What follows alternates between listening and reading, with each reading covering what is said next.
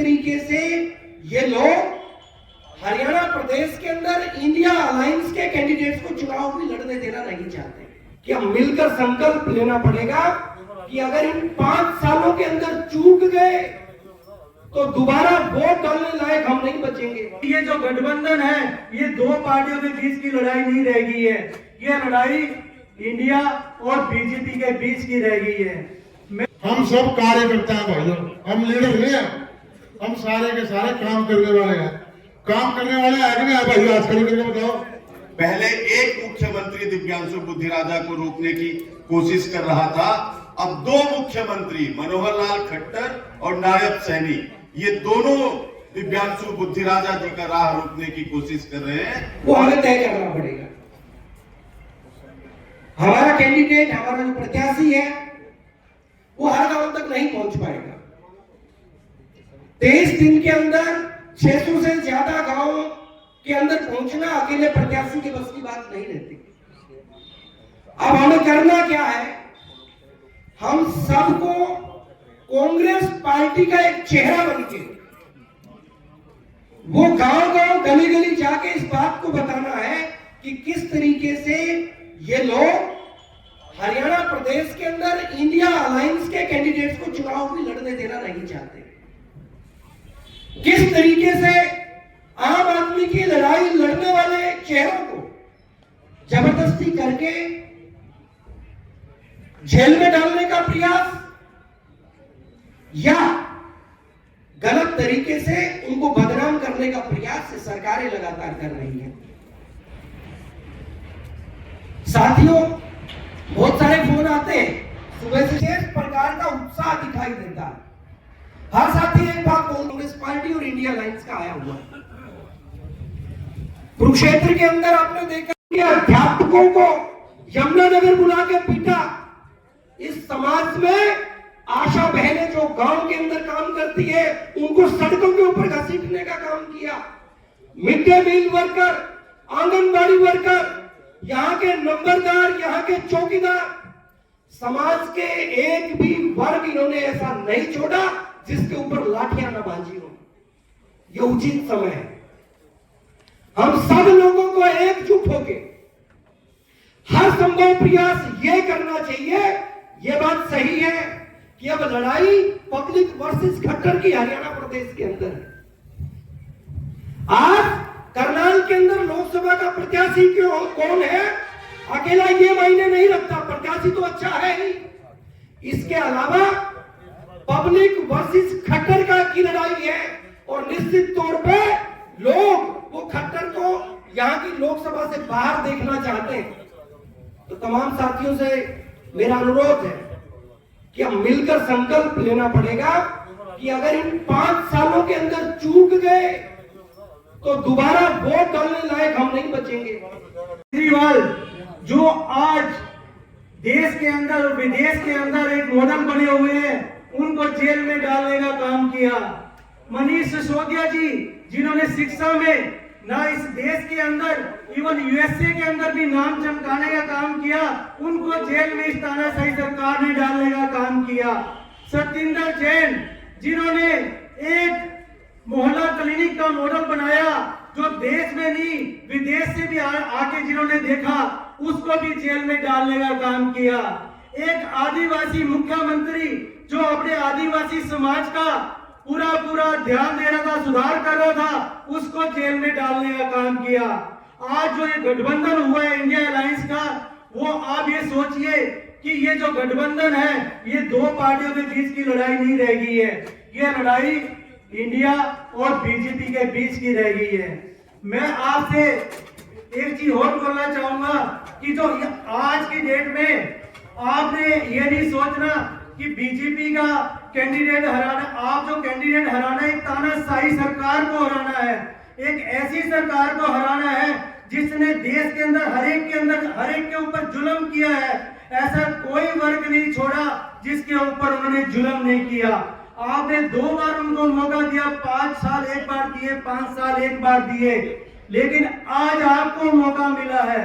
आज आपके पास बाबा भीमराव अंबेडकर जी ने जो वोट डालने का जो अधिकार दिया था, वो आज आपको मिला है। आप ये सोचिएगा कि जो वोट डालने का अधिकार है, ये एक बंदूक ऐसी है आपके पास जो दो दिशा में काम करती है। अगर वो सही दिशा में चलेगी तो एक सरकार की दशा और दिशा बदलने का काम करेगी, उसके तानाशाही को दूर करने का काम करेगी।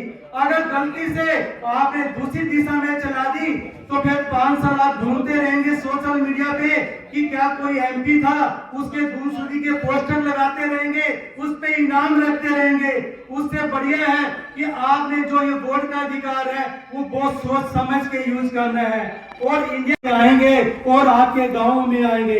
ये चुनाव आम आदमी पार्टी और अन्य कांग्रेस पार्टी और अन्य गठबंधन के जितने भी साथी हैं, जितने भी समाज सेवी है, सबको मिलके ये चुनाव लड़ना है। ये चुनाव कोई आपने बुद्धि राजा जी के लिए लड़ना, ये चुनाव आपने अपने बच्चों के भविष्य के लिए लड़ना है। ये चुनाव आपने बच्चों की अपने भविष्य की लाठी है, जो अपने बुढ़ापे की लाठी है, उसके लिए लड़ना है। ऐसा ना हो वैकेंसी आप ढूंढे, वैकेंसी आपको इजराइल में मिले।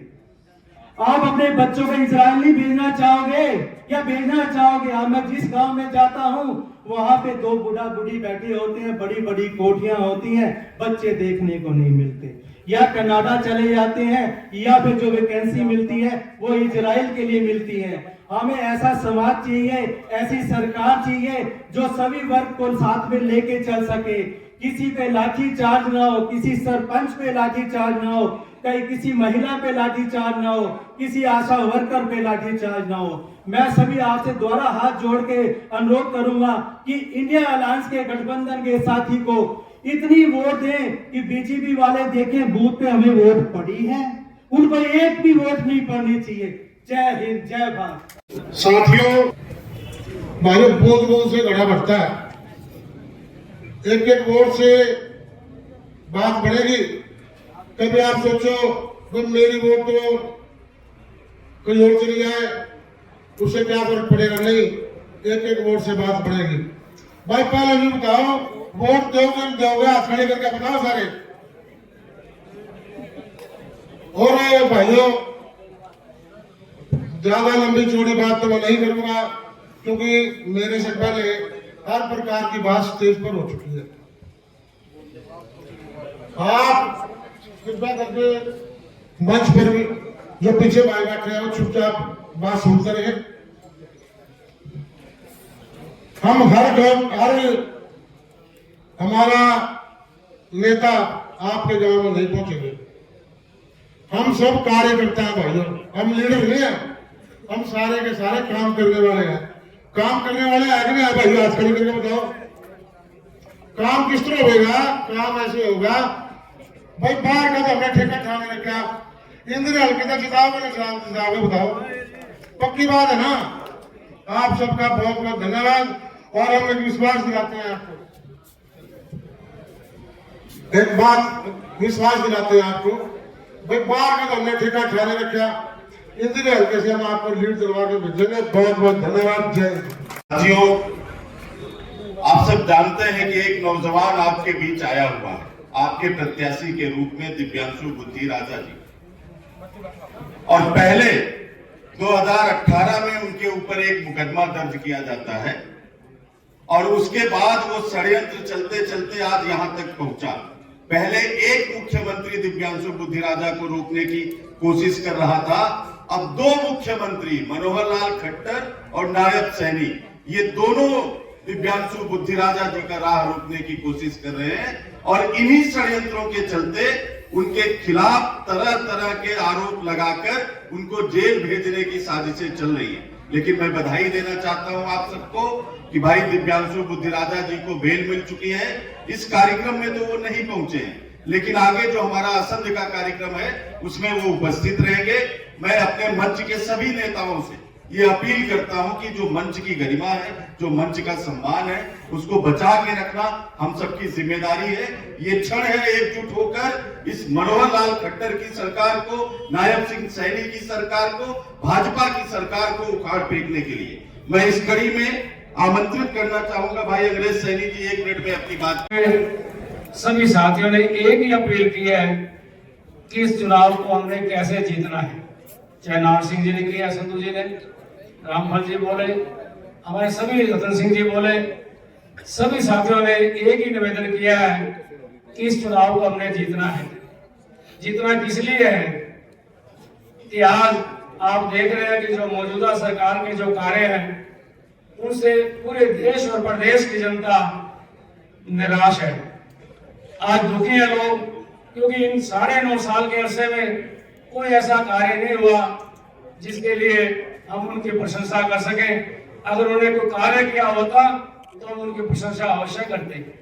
आज उनके पास बोलने के लिए कोई चीज नहीं है, लेकिन उनके 9.5 साल के कार्य के खिलाफ हमारे पास 10 साल कार्यकाल जो पिछली सरकार रही चौधरी भूपेंद्र सिंह हुड्डा जी के नेतृत्व में, उस समय जो भी विकास के कार्य हुए आपके सामने रहे।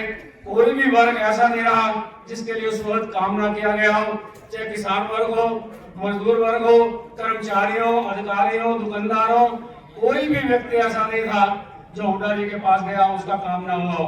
लेकिन ज्यादा ना कहते हुए एक बात जरूर कहूंगा, इस सरकार में आप देख रहे हैं कि करनाल के अंदर सचिवालय के सामने 9.5 साल तक हर वर्ग के लोगों ने वहां धरना दिया है। हर वर्ग के लोग वहां पर उन्होंने धरना देकर अपनी बात को मनवाने का कार्य किया है। इनकी कोई बात नहीं मानी गई, चाहे आशा वर्कर हो, चाहे हमारे मनरेगा के भाई हो, चाहे दूसरे हमारे कर्मचारी हो, चाहे हमारे किसान भाई हो। किसान भाइयों के साथ क्या हुआ वो भी आप सभी जानते हैं। और आप ये भी जानते हैं कि चुने हुए लोग जो हमारे सरपंच हैं, जो हमारी ग्राम पंचायतें हैं, उनके अधिकारों को छीनने का कार्य किया गया, वो अभी आपके सामने है। मैं ज्यादा ना कहते हुए समय मिलेगा हम हर गांव जाएंगे, जैसे भाई मुकेश ने कहा कि हम हर गांव में जाकर चौपालों में जाकर आपके बीच में जाकर आपसे बात करेंगे और ज्यादा विस्तार से राजनीति की बातों की आपसे वोट के पूरी करेंगे। आज हमारे यहाँ कार्यकर्ता या जितने भी यहाँ आए हैं आपका बहुत बहुत आभारी हूँ, आपका धन्यवाद करते हैं कि आज आप सब मिलकर यहाँ आए हैं।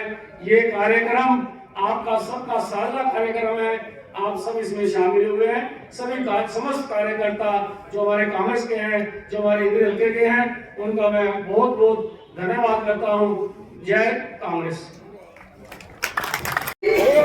भावना अरोड़ा हूँ। खट्टर सरकार ने से मेरा एक सवाल है कि मेरे भाई का क्या कसूर था जो उसको अंदर किया गया? उसने किसके लिए काम किया? युवाओं के लिए काम किया।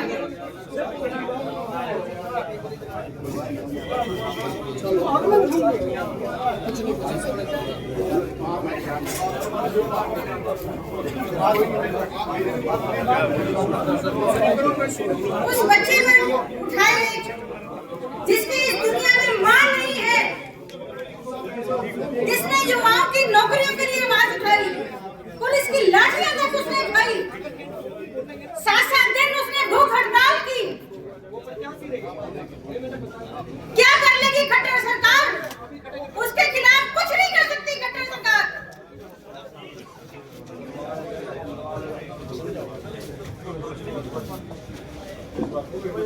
कितनी देर रख पाए वो अंदर उसको? 2 घंटे तक भी अंदर नहीं रख पाए। मेरे भाई को जमानत मिल रही है।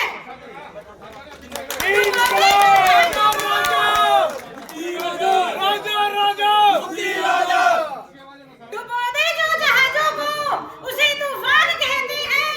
जो तूफानों से टकराए उसे दिव्यांशु बुद्धि राजा कहते हैं।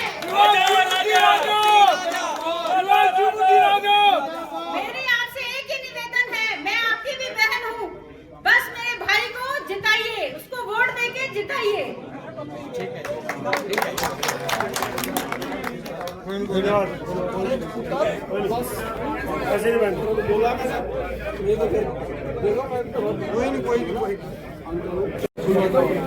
विधानसभा की पूर्व प्रत्याशी डॉक्टर नवजोत कश्यप जी 2 मिनट में अपनी बात रखें और मैं राकेश कंबोज जी से खुद से माफी मांगता हूं।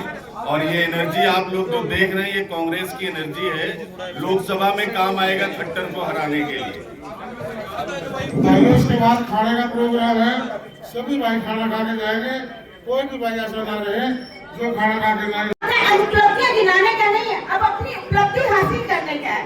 और हमारी उपलब्धि तब हासिल होगी जब हम अपने लोकसभा प्रत्याशी को भारी मतों से यहाँ से विजयी बनाकर भेजेंगे। क्योंकि बात हुई थी, आपने सुना होगा, बूंद बूंद से सागर भरता, बूंद बूंद से सागर भरता, ईंट ईंट से नहर बने, तार तार से ताना तंती, मकड़ी सुंदर जाल बने। तो हमारा जाल हमारे युवाओं का जाल है, जो गांव गांव में काम करेगा, जो हमारे प्रत्याशी के लिए वोट की मांग करेगा। क्योंकि हमारी सारी हम एकत्रित होकर तभी हम इस प्रत्याशी को जिता सकेंगे। जब हम अपनी बात रखते हैं तो हम सब कह रहे हैं कि हम संगठित हैं। संगठित अगर हम होते तो आज हमारे सिर्फ नेता का नाम चलता, आज राहुल गांधी जी का नाम चलता, आज किसी और व्यक्ति का नाम ना चलता। बात चलती है, हम लोग कह रहे हैं कि हम असंगठित हैं। हमने संग मिलकर चलना है, संग मिलकर चलने की ठानी है, तो संगठन बनकर चलना है। तो आज हम सब यही कसम खाते हैं कि हम संग मिलकर चलेंगे और हमारे प्रत्याशी को भारी मतों से जिताएंगे, जो आप लोगों के लिए बहुत ही आसान है। क्योंकि ये जो कार्यकर्ता है ना, ये कार्यकर्ता रीढ़ है, इसे ऐसे रीढ़ नहीं जाती कहा जाता, क्योंकि रीढ़ के बिना कोई शरीर खड़ा नहीं हो सकता। और कांग्रेस पार्टी की रीढ़ आप सब हैं।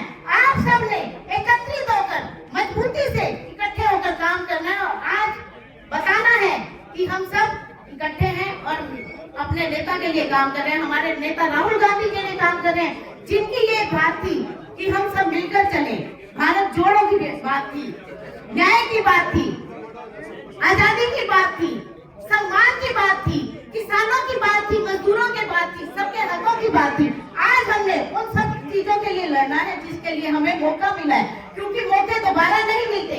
आज हमें मौका मिल गया है कि हम उस पार्टी को, उस तानाशाह सरकार को उखाड़ कर फेंक दें जिसने हमें इतने सालों से परेशान कर रखा है। क्योंकि अगर आज हम चूक गए तो दोबारा हमें कभी मौका नहीं मिलेगा अपने लोकतंत्र को बचाने का, अपने महिलाओं के सम्मान के लिए उनको बचाने का, अपने भाइयों के सम्मान को बचाने का, अपने नौजवानों को नौकरियों को दिलाने का, हर चीज के सम्मान के लिए आज हमें एक मौका मिल रहा है। और इस मौके को आप बदलिए, क्योंकि हालात बदलेगा और इस हाथ में इतनी ताकत है कि ये कुछ भी कर सकता है। और आप संगठित होकर मुट्ठी बनकर काम कीजिए।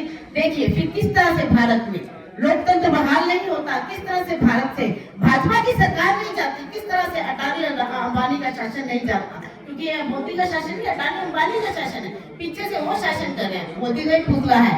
क्योंकि मोदी जो हमें बातों में फैलाता है, मोदी जो है बहुत बड़ा मदारी है। सुना आता है कभी मदारी का खेल करता है ना, तो पास में क्या होता है कि दो चार चोरियां हो जाती है, किसी का धन लूट जाता है, किसी का कुछ लूट जाता है। इसी तरह मोदी हमें बातों में पगलाता है, मोदी हमें बातों में पगलाता है। वो हमें कहता है मैं ये करूंगा वो करूंगा, और पीछे से हमारा देश का सारा धन लूटा जा रहा है, हमारे देश के नौजवानों का रोजगार लूटा जा रहा है, हमारे महिलाओं की अस्मत लूटी जा रही है। बहुत सी बातें जिसके बारे में कहा जाए तो पूरा दिन लग जाएगा। बस आप लोगों को एक बात कहूंगी कि आपको मौका मिला है, आपको हालात बदलने हैं, हाथ में हालात बदलने, तो एक बार फिर से मिलजुल कर आप सब एकत्रित होकर कहिए कांग्रेस पार्टी।